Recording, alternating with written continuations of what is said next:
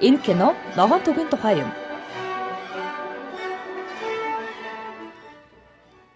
Цэцэрлэг болон сургууль байгаль орчин тогтвортой хөгжлийн чиглэлд яаж хамтран ажиллаж болох талаар та бүхэнд бид танилцуулна.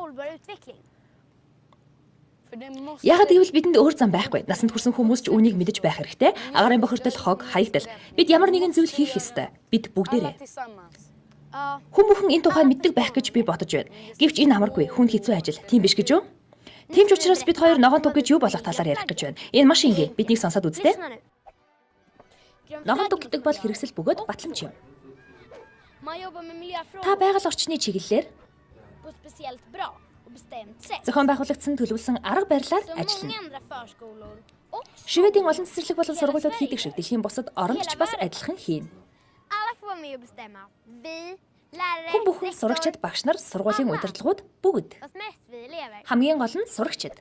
Ингэснээр бидний ажил чухал ач холбогдолтой болж бид бүхэн сайн ажиллана. Хүн бүхэн ингэж бодох хэрэгтэй. Хүлээгээрэй чи ямар нэгэн зүйл авна гэсэн үү? Тийм ээ, юуны өмнө бүртгүүлэх хэрэгтэй. Тэгээд туг болон батламжийг авна. Гэвч яаж хийх юм бэ? Амархан уу? Мэдээж амархан. Таны хийх зүйл бол манай цахим хуудсанд бүртгүүлнэ. Энэ маш амархан байлаа. Ингээл болоо юу? Үгүй дээ. Одоо л хамгийн хөгжилтэй зүйл нь эхлэх гэж байна. Эдгээр тойргийн дагуу ажиллахад жил орчин болно. Энэ нэг жилийн хугацаанд өгөгдсөн даалгавруудыг биелүүлбэл та ногоон туг авах болно. Аха, тэгвэл юунаас эхлэх вэ? Та юуны өмнө ногоон тугийн ажлын хэсэг байгуулна. Тэдгээр хүмүүс ногоон туг хөтөлбөрийг сургууль дээр зохион байгуулах үүрэгтэй. Ногоон туг ажлын хэсэг. Дараа нь та бодлогын түвшинд ажиллах хүнийг томилно. Тэгснээр энэ үйл ажиллагаанд танаас сургууль хамрагдаж байгаа талаар шийдвэр гаргагчид мэдэх болно.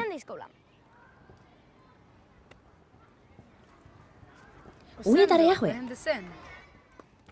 Энийг жилийн турш танаас сургууль юунд анхаарч ажиллахаа тодорхойлно. Жишээлбэл байгаль орчны цикл. Ингэснээр танаас сургууль байгаль орчинд ямар нөлөө үзүүлж байгаагаа олж харах боломжтой. Энд бас сонгож болох хэд хэдэн сэдвүүд байна.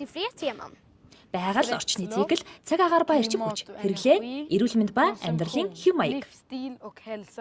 Орон нутгийн байгаль орчны асуудал, усны нөөц. Дараа нь үйл ажиллагааны төлөвлөгөө боловсруулна. Энэ төлөвлөгөөнд ногоон тугийг авахын тулд юуг хэрхэн яаж хийх талаар тусгана. Энэ бол маш чухал зүйл.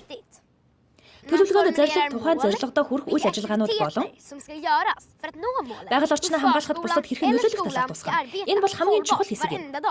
Одоо батламж аваад тугаар хийсгэж болох уу? Мэдээж үгүй. Ногоон туг шууд л чиний аманд өөрөө орчихгүй шүү дээ. Тугийг авахын тулд зорилгоо биелүүлэх ба хийсэн бүх ажлаа баримтжуулсан байх ёстой.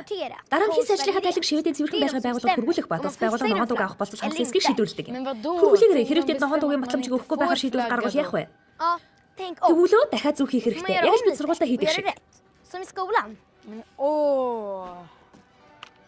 Дэлхийн олон мянган сургуулийн өмнөх байгууллагууд байгаль орчныг хамгаалах тал дээр маш ширхэг хөдөлмөрлөж байна.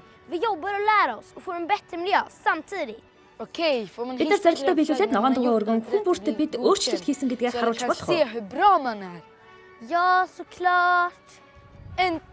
Эцсийн хэлэхэд бид бүхэн илүү сайхан орчныг бий болгохын тулд ажиллаа. Энэ зөвхөн цаг хугацааны асуудал. Ногоон тугийг авлаа гэд үгээр эцэлж болохгүй. Та өөр сэдв аваад дараа жилийн ногоон тугийн төлөө дахиад ажил. Сургууль болон байгаль орчинд аль аль нь хэрэгтэй.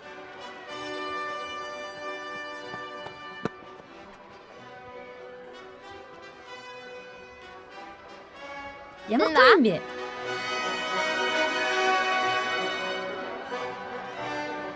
Бүх зүйл эндээс эхэлнэ. Үнэхээр амархан. Баяртай.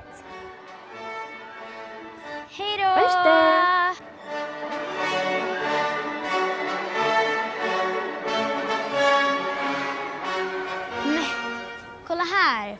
Plocka upp efter dig.